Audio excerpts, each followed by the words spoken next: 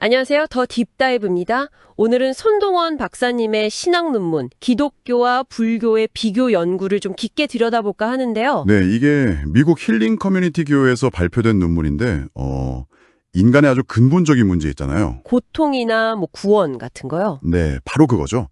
고통과 구원에 대해서 기독교와 불교가 얼마나 다른 답을 내놓는지, 그걸 파고드는 연구입니다. 흥미로운 주제인데요. 저희는 오늘 이 논문의 핵심만 딱 뽑아서 두 종교의 중요한 차이점들을 좀 명확하게 전달해 드리려고 합니다. 네, 물론 이 논문 자체가 기독교적인 시각을 어느 정도 담고 있다는 점을 감안해야겠죠? 맞습니다. 그 점 염두에 두시고 저희는 제시된 내용을 최대한 중립적으로 살펴보겠습니다. 자, 그럼 첫 번째 차이점부터 가볼까요? 역시 시작부터가 다릅니다. 세계가 어떻게 시작됐고 본질이 뭐냐 하는 그 관점이요. 기독교는 명확하죠. 유일신 하나님. 그렇죠. 유일신 하나님이 아무것도 없는 상태에서, 그러니까 무에서 세상을 창조하셨다. 히브리어로 바라라는 단어가 딱 이걸 의미한다고 해요. 오직 창조주만 할 수 있는 행위. 그래서 창조주랑 피조물이 딱 나뉘는 거군요. 네. 명확한 구분이 생기는 거죠.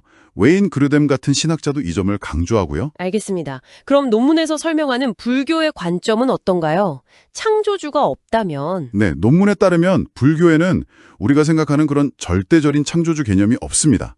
그 대신에요. 모든 것이 서로 원인이 되고 결과가 되어서 끝없이 이어진다는 연기의 법칙, 그리고 모든 현상의 실체는 사실 비어있다는 공사상, 이게 핵심이에요. 아, 연기와 공사상. 네, 그러니까 시작과 끝이 딱 정해진 게 아니라 계속 순환하는 우주관인 거죠.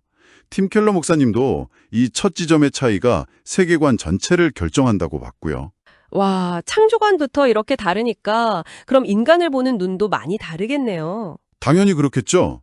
인간 문제의 근원, 그러니까 고통의 원인을 어디서 찾느냐, 여기서 또 갈립니다. 기독교에서는 죄를 이야기하잖아요. 맞습니다. 원래는 하나님 형상대로 지어졌는데 죄 때문에 그 관계가 깨지고 타락했다, 이렇게 보는 거죠. 여기서 말하는 죄가 그냥 나쁜 짓 하고 그런 차원이 아니라면서요. 네, 그 헬라어 원어 하마르티아가 원래 관역을 빗나가다 이런 뜻이래요.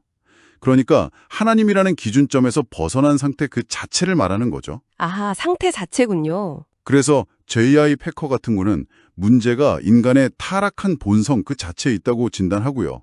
라틴어로는 죄의 종, servus peccati라고도 하고요. 그렇군요. 문제의 원인이 죄다. 그럼 이 논문에서 비교하는 불교의 진단은 뭔가요? 불교는 고통의 근본 원인을 나라는 존재가 영원히 변치 않고 계속 있다고 착각하는 것, 즉 무지에서 찾습니다. 내가 있다는 착각이요? 네.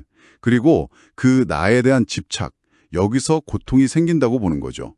그래서 고정된 실체로서의 나는 없다. 이걸 깨닫는 무아를 통해서 고통에서 벗어나는 해탈을 추구하게 됩니다. 진단이 다르니까 당연히 처방, 그러니까 구원이나 해탈로 가는 길도 다를 수밖에 없겠네요. 정확합니다. 기독교 구원의 핵심은 은혜죠. 헬라어로 카리스, 인간의 어떤 노력이나 자격으로 얻는 게 아니라는 거예요. 그럼 어떻게 얻죠? 예수 그리스도의 십자가 대속, 이걸 믿음, 헬라어 피스티스로 받아들일 때 주어진다는 거죠. 에베소서에도 나오잖아요. 선물이라고. 아, 선물, 행위가 아니라. 네, 라비 제커라이어스 박사가 그래서 이걸 은혜의 종교라고 딱 요약했어요. 라틴어 교리로는 오직 은혜, 오직 믿음, 솔라 그라티아, 솔라 피데. 논문에서 설명하는 불교의 길은 그럼 정반대겠네요. 그렇죠. 상당히 개조적입니다. 거기는 개인의 꾸준한 노력과 수행이 중요해요. 예를 들면 팔정도 같은 거요. 스스로 수행을 통해 깨달음, 즉 열반에 도달해야 한다는 거죠. 그래서 같은 분이 불교는 노력의 종교라고 불렀군요. 네, 맞습니다. 라비 제커라이어스 박사가 그렇게 대비시켰죠. 자, 그럼 네 번째 차이점. 각 종교의 중심 인물, 예수와 붓다에 대한 이해는 어떤가요? 기독교에서 예수는 단순히 위대한 스승, 그 이상이죠. 그렇죠. 하나님의 아들이라고 하니까. 네, 하나님의 아들, 또 주님, 헬라어 퀴리오스, 구원자인 메시아, 히브리어 마슈아흐, 이렇게 고백되죠. 특히 중요한 건 하나님이 직접 인간이 되셨다는 성육신 교리. 아, 하나님이 사람이 되셨다? 네, 라틴어 표현 데우스 오모팍트스 에스트가 딱 그 의미입니다. 나빌 큐리시 박사 같은 분은 신인, 구세주라고 표현했고요. 반면에 논문에 따르면 불교의 붓다는 깨달음을 얻어서 다른 사람들에게 그 해탈의 길을 알려준. 그렇죠. 위대한 인간 스승으로 여겨지는 거죠. 신적인 존재라기보다는요. 나빌 퀘레시 박사도 인간 스승이라고 명확히 대비했고요. 신인 구세주와 인간 스승. 이것도 정말 큰 차이네요. 마지막 5번째는 뭔가요? 마지막은 역사관과 내세관입니다. 종말론이라고도 하죠. 기독교는 역사가 시작과 끝이 있는 직선적인 흐름이라고 봅니다. 아, 시작이 있고 끝이 있다. 네. 그리고 예수님이 다시 오시는 재림 후에는 최후의 심판, 헬라어로 크리시스가 있다고 보고요. 그 결과에 따라서 영원한 생명, 천국이죠. 혹은 영원한 벌, 지옥으로 운명이 결정된다는 거예요. 랜디 알코는 이걸 직선적 서사라고 표현했어요. 순환적인 관점과는 확실히 다르군요. 불교는 그럼? 네, 논문에서 설명하는 불교는 업과 따른 끊임없는 윤회, 쌈싸라를 말하죠. 아, 업과 윤회. 네, 자기가 지은 행위에 따라 다음 생이 결정되고 깨달음을 얻어서 열반에 들기 전까지는 이 탄생과 죽음의 순환이 계속 반복된다는 거죠. 랜디 알콘이 말한 순환적 관점이 바로 이겁니다. 그렇군요. 흥미로운 배교도 있던데요. 평화에 대한 개념이요. 아, 네. 논문에서 기독교의 샬롬, 히브리어는 관계 회복 속에서의 온전한 평화를 의미한다면 불교의 열반은 모든 번뇌가 완전히 사라진 뭐랄까 고요한 상태를 추구한다고 비교하더군요. 소멸을 통한 평화랄까요? 자, 오늘 이렇게 선동원 박사님의 논문을 통해서 기독교와 불교의 핵심적인 5가지 차이점을 짚어봤습니다.